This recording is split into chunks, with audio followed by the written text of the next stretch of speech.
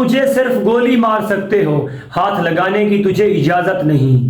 گونگی ہو گئی زبان آج کچھ کہتے کہتے، ہچکچا گیا میں خود کو مسلمان کہتے کہتے۔ یہ سانحہ بلوچستان۔ آج کے اس ویلاگ میں ہم بات کریں گے سانحہ بلوچستان پر۔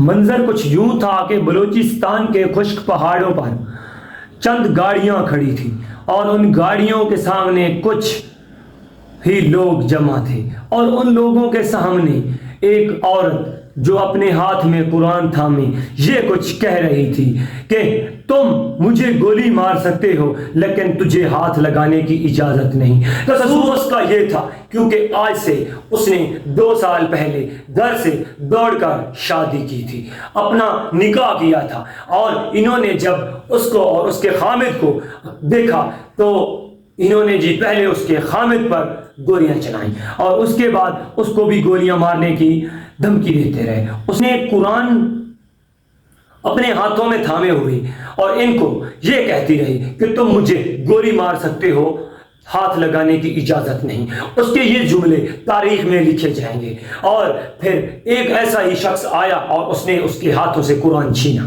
جب اس نے قرآن چھینا اس کے بعد اس پر کئی گولیاں برسائی گئیں، اور وہ جو نام نہاد لوگ کھڑے تھے اور انہوں نے اس کو گولیوں سے چھلنی کر دیا، اور وہ اللہ کو پیاری ہو گئی۔ اور اس کے بعد اس بات کرنے سے پہلے ایک بات کر لیتے ہیں جناب کہ آج سے 1400 سال پہلے ایک ہی عورت پاک سیرت اور پاک دامن جو کہ تجارت کرتی تھی، اور ایک ہی پاک دامن اور خوبصورت نوجوان کی ایمانداری کو کامیابی اور ان کی ایمانداری جو وہ تجارت میں کیا کرتے تھے ان کو دیکھ کر انہوں نے ان کو پیغام نکاح بھجوایا، اور جو نام نہاد اور خوبصورت اور تاجر تھے اور ایماندار تاجر تھے اور بہت ہی پیارے اور اچھے اور ہر اچھی تعریف کے لائق تھے، انہوں نے اس نکاح کو قبول کیا۔ یہ میں آپ کو بتاؤں کہ وہ جو نام نہاد پاک دامن اور تاجرہ تھی، یعنی عورت تھی تاجر، وہ کوئی اور نہیں تھی،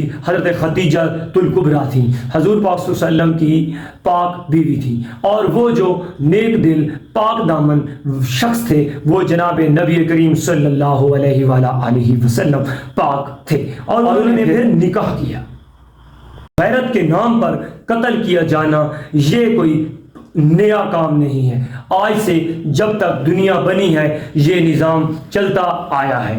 اچھا، میری اطلاعات کے مطابق اس واقعہ کو تھوڑا ڈسکس کرتے ہیں۔ جو ہمیں خبر موصول ہوئی ہے اس کے مطابق وہ جو شوہر ہے نا اور اس کی بیوی، ان کو 2 سال گزر جاتے ہیں محبت کی شادی کیے، اور وہ جو بیوی کے میکے ہوتے ہیں وہ ان کی کرتے ہیں دعوت کہ آئیں جی ہم آپ کی دعوت کرتے ہیں اور دعوت کو ایکسیپٹ کریں۔ وہ اپنی بیوی کو لے کر شوہر جب وہ سسرال جاتا ہے تو وہاں اس خوشی کی بجائے غمی کے اس کو بادل نظر آتے ہیں، بادل اٹھتے ہوئے اس کو نظر آتے ہیں، اور وہ گاڑی سے نیچے اترنے سے پہلے گولیوں سے چھلنی کر دیتے ہیں، اور وہ جو عورت ہے اس کو بھی آخرکار انہوں نے گولیاں مار دیں۔ اور اس کا نوٹس وزیر اعلیٰ بلوچستان اور جناب وزیر اعظم محمد شہباز شریف صاحب نے لے رکھا ہے، اور آئے جی دیکھتے ہیں کہ اس کا فیصلہ کیا نکل کر آتا ہے۔ ان کے حکم کے مطابق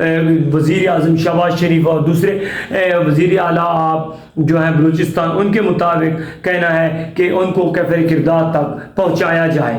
اور آج کے ویلاگ کا یہیں پہ اختتام کرتے ہیں، ملیں گے ایک نیکسٹ ویلاگ میں، تب تک کے لیے اللہ حافظ۔